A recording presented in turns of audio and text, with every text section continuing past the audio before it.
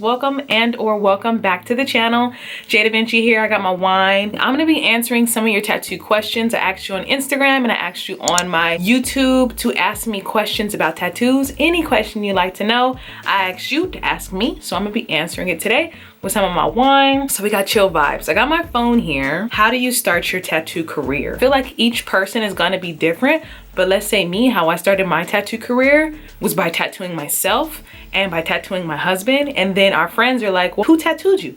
Because it's funny because a lot of people have bad tattoos. It's crazy, but now that I don't even mean to put my friends on blast, but now that I've been tattooing some of my friends, I've gotten to see up close their tattoos and I'm like, damn, who did that for you? Starting your tattoo career is gonna be you just putting yourself out there.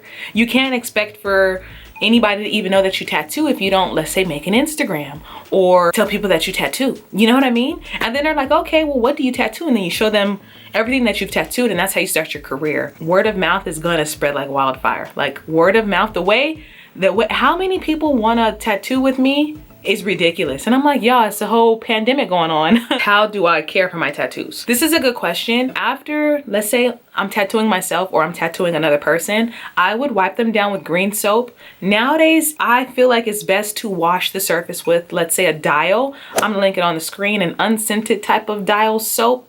And then going in with Sanaderm. I'm gonna link that on the screen as well. But those two combinations, I normally tell clients to keep the Sanaderm on for 5 days. And then after the 5th day, you're gonna take it off and the majority of your tattoo is gonna be healed. There's still gonna be little areas that might still be in the peeling stage, but for the most part, that tattoo is gonna be healed. This product was sent to me. It's from Helix's. It's an Aftercare healing cream. I find that I like the way it looks on already healed tattoos. Like, let's say you have a dull tattoo.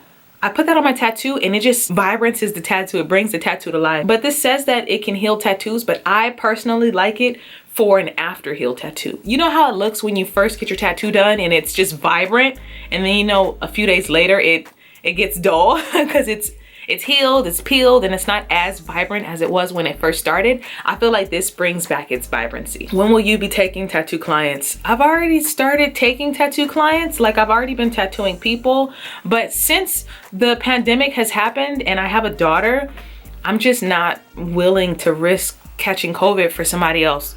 You know, like, I just gotta know that you gotta show me a negative COVID test that you took yesterday, and I gotta know that you haven't done anything. See, somebody just texted me. I refer to my little cuzzo for a tat. When it comes to referral, like how you start your tattoo career, it's gonna be word of mouth. It's just funny that that popped up when it did. But when do I take tattoo clients? I've already started accepting clients. It's a whole pandemic going on right now. I haven't been wanting to tattoo people. You know what I mean? I have family. I have my dad who wants to.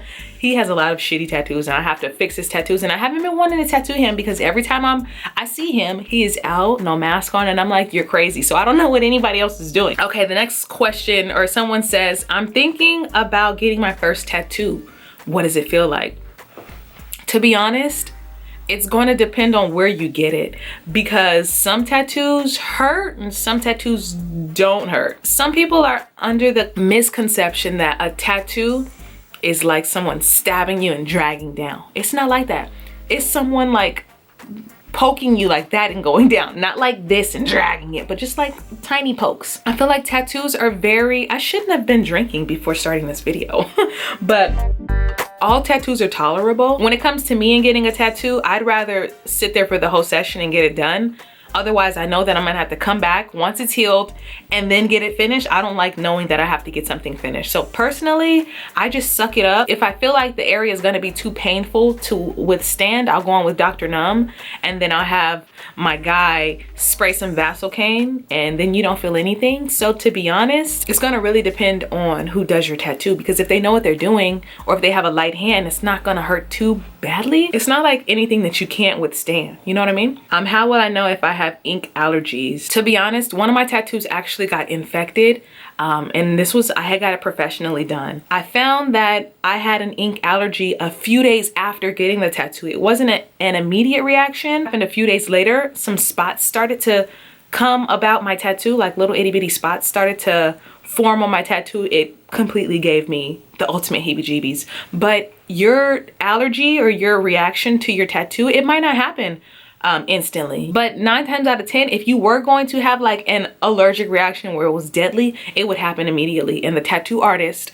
would see that your skin was negatively reacting to the tattoo, and then they would stop the tattoo. I mean, it's gonna depend. You're gonna have to wait and see until you get the tattoo, because you may not, just like me, in 3 days time, I ended up seeing that I was allergic to the ink, but nothing really happened. It's just my tattoo healed a little differently, but I think it gives it more character. Question: when it comes to tattooing yourself, how do you decide placement and scale? That's a good question. Let's say like my fear of God on my leg. I had to go through a ton of stencils because I looked in the mirror, you know, I look in the mirror and I'm like, where do I want it? You can draw with the Sharpie kind of like where you want it and then place the stencil then. But for me, I like big tattoos.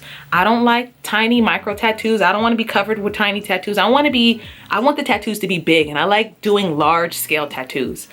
So it's going to be up to you and your preference, but look in the mirror, kind of Sharpie where you want it to be, and then place your stencil. If you don't like where your stencil is at first, take that off with some green soap. You got to take it off right away, because with stencil stuff, that stencil is going to be stuck. So if you don't like the placement right when you see it, wipe it off and start over. Sometimes it's frustrating, and it frustrates me. I want you to know that everything is not all fine and dandy, even though it might look like that when I'm uploading the video. But sometimes I get really frustrated, and when I'm the most frustrated and I'm like, fuck it, I want to give up, that's when the tattoo is just beautiful. You know what I mean? So you got to just really deep breaths. When you're getting frustrated, kind of take a step back and think about whether or not you want to do it or not, you know? But I find that whenever I'm actually frustrated, I get the best tattoos.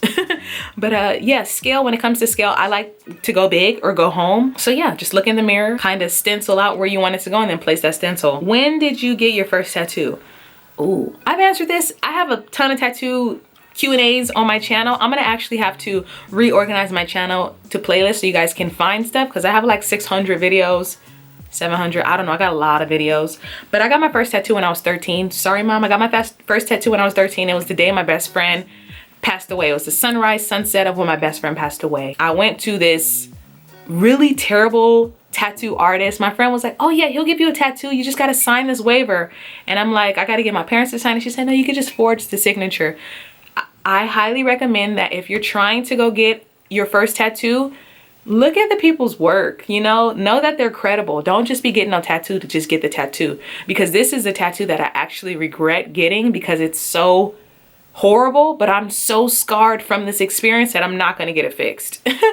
So I got my first tattoo when I was 13. I'd highly recommend you wait until you can actually go to a person who's good. You know what I mean? I always say you know what I mean, but do you know what I mean? What made you want to get into tattooing? Okay, I was 13 when I was first tattooed. My father has a lot of tattoos. My mom had like a little trampy stamp behind her. So my parents had tattooed. I just always knew. I always saw myself heavily tattooed. I would draw roses all on my arm with Sharpies, and I'd just be like, oh my God, I'd be so cool. Like, I'd look so cool if I had all these tattoos. And I knew for myself that I wanted to be heavily tattooed. So I feel like I got into tattooing when I was 13, and I decided that I was going to get my first tattoo. That was my first experience into the tattoo world, you know?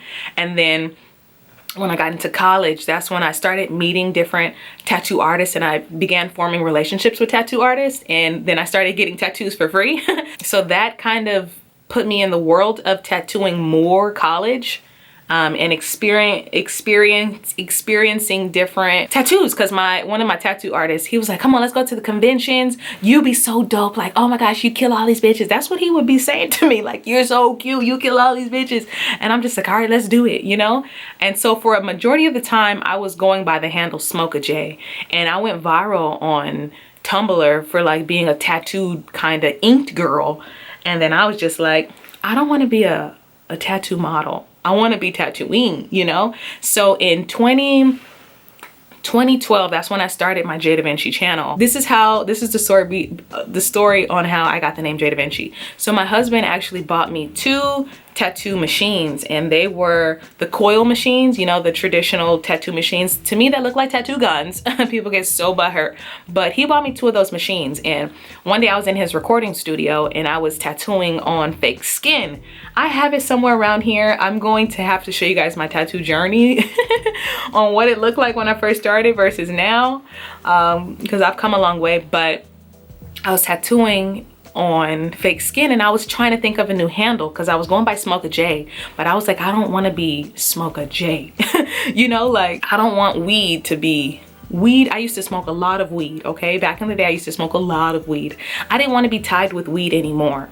So I was tattooing and I was like, oh, it's funny because prior to me tattooing, we were watching a documentary on Leonardo da Vinci, and it was just a lot of stuff going on, showing us Mona Lisa, and it was just crazy. And then I was like, oh, I'm getting my Da Vinci on. You know, that's what I said. I'm getting my Da Vinci on. I was practicing with my fake skin, and my husband was like, he was my boyfriend at the time. He was like, oh, you should go by jdevinci. And I was like, oh my God, jdevinci would be so sick. And then from 2012, I just ran with it, and jdevinci has been my name. I legally switched my name, so jdevinci is my name. My first name's Jasmine, but Da Vinci, you know, Da Vinci's my name. So yeah, that's how I started to get into tattooing. That's how my name came about.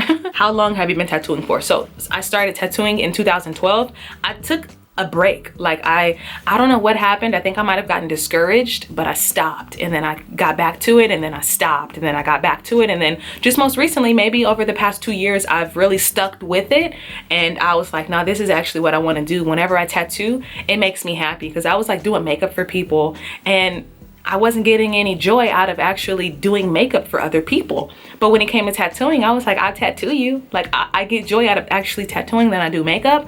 So it kind of was my soul. I don't know if you've seen the movie Soul, but I think everybody should watch it. But that was my soul moment when I realized that I wanted to tattoo, you know? So it was crazy. Also, you should do a portfolio video of your tattoo work and art. Would love to see how you progress over time. I actually will do that. I have to clean out my closet because I have a sketchbook of the portraits I did, like Obama, I did Amy Winehouse. I've done a ton of drawing, but I'd highly recommend that if you want to start tattooing, just get into art. I've been into art my whole life. My mom used to put me into different art classes, and I loved it. I realized that I loved art. Everybody used to be like, oh, you're so artsy. My mom's friends used to be like, you're just such a hippie child. You're just so la la, you're in La La Land. And I'm like, it's okay. La La Land is gonna pay the bills one day. So, you know, do what you wanna do. But yeah, I'll definitely do a video for you. I've seen some of my old fake skins and they're hilarious. They're hilarious. Is there any way to adjust the needle depth after you've wrapped the machine, or you have to get another machine where adjusting is at the top?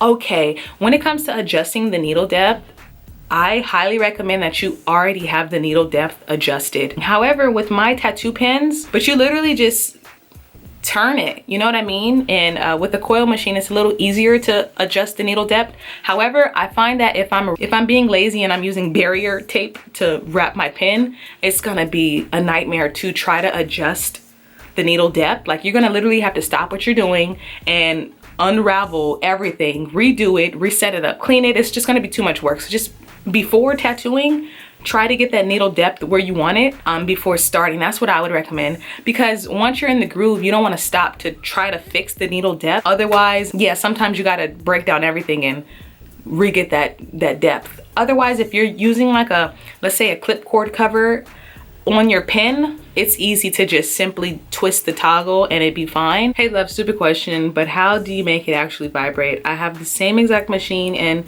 mine was working for a few minutes, but all of a sudden it cut out and now it won't vibrate anymore. I thought it was the outlet, so I switched to another, but it's still not working.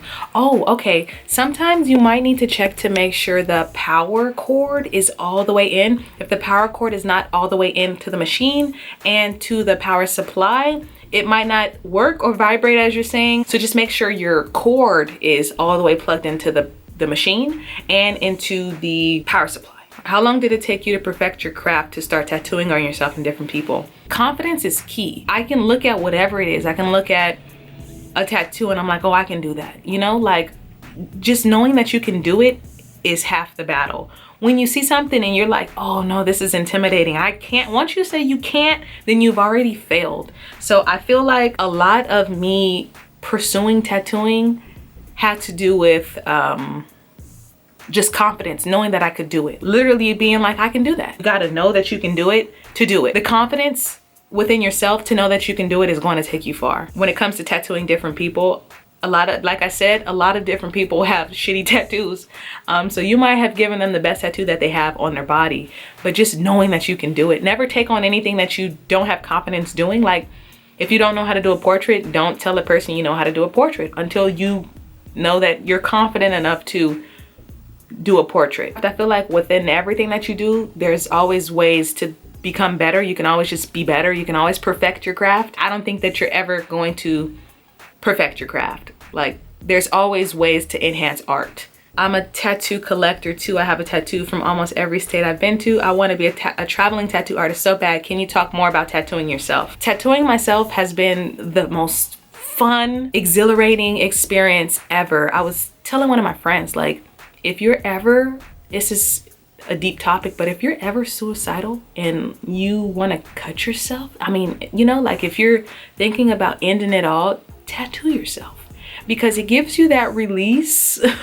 You know, it gives you that release that you might be looking for and that pain that you might be looking for, but you have a beautiful artwork after. The first time I tattooed myself, I was scared. And I'm just like, do I really want to do this? And then I'm like, no, I do want to do this. So let me just get it done. So when I first tattooed myself, I tried to go really light and the tattoo was way too light. And then I'm like, shit, now I got to go back over this bitch that already hurt. So when you're tattooing yourself, remember, you got to go for it. Don't try to do any light strokes to get yourself out of pain, because you're going to be in more pain knowing that you have to redo it. I love tattooing myself. I feel like no one can tattoo me better than I can tattoo me. I say, if you want to tattoo yourself, do it. If you're afraid, start off with fake skin or fruit. I feel like fake skin tugs a lot and it's really, really thick. Like our skin is not as thick as fake skin is. I absolutely love tattooing myself. Like it's the funnest thing that I've ever done in my life, tattooing myself. And you're going to see a lot more self-tattooing videos, especially during this COVID period, but I have to really want it on myself to tattoo it. But I have a whole leg sleeve that I'm trying to finish, so I'm going to show you guys the progress of it. So yeah, just if you want to tattoo yourself, you want to be a traveling tattoo artist, go for it, get it done. You only live once, and like I always say, if you start today, a year is gonna have passed and you're gonna be tattooing for a whole year. Like, damn, I've been tattooing for a whole year. You know what I mean? Like, consistently tattooing for a whole year. Yeah, that's gonna be you. So if this is something that you want to do, get it done. Okay, the last question that I'm going to answer, someone asked me if I was still enjoying the thermal printer that I had to make tattoo stencils, and I absolutely love it. I feel like it's made my tattoo life so much easier. I can create a stencil on Procreate and then print it out, and then boom, it's done. Otherwise, if you're still, you know, using it by hand to trace the stencil, it gives you perfect opportunity to make sure you know exactly how to do that tattoo.